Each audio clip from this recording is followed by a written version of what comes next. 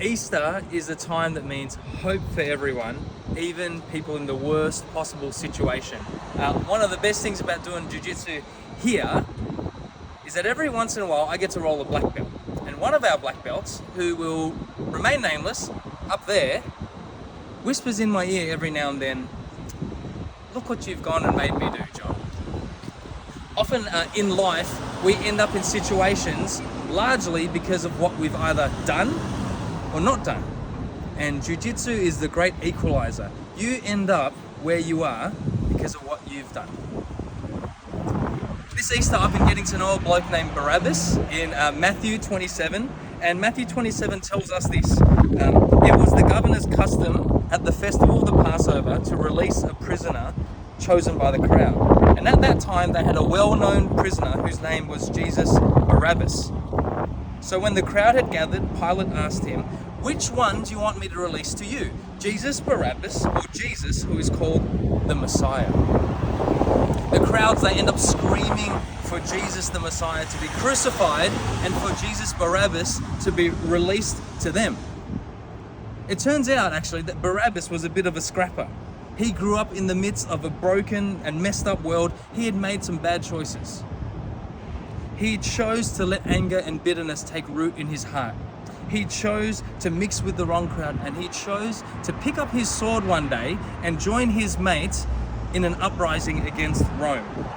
In Luke 23, it tells us that that's why he's in jail, because he was a rebel and a murderer. His choices got him to where he was that day, in jail, convicted, headed for the gallows. But then here's Jesus. Ironically, his name means the Son of the Father, Barabbas. And here's Jesus Christ, the Son of the Father, coming to take his place.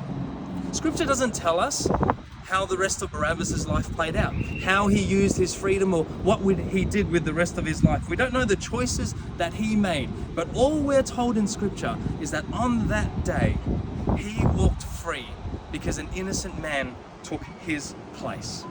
And that's what the gospel is. That's what we're all building up to on Good Friday. This story, this reality, this truth, that an innocent man, Jesus, the Messiah, the Son of God, took our place so that we could walk free.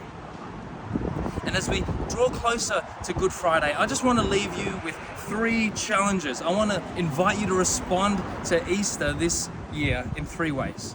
1, be honest. You are where you are, in large part because of what you have or haven't done. Through our actions or our inactions, we create a jail, a prison for ourselves. And that's what Jesus came to set us free from. 2, be thankful. Thankful that the innocent Son of God came to set you and I free. And 3, live for him. 1 Corinthians 6 says this, "You were bought with a price. Therefore honor God with your body and your spirit." Hey, if you are a Christian and you know Jesus, let this Easter be a time where you double down on living for Christ. He died so that you could live. Give your life in honor and service to him. He deserves nothing less. God bless you.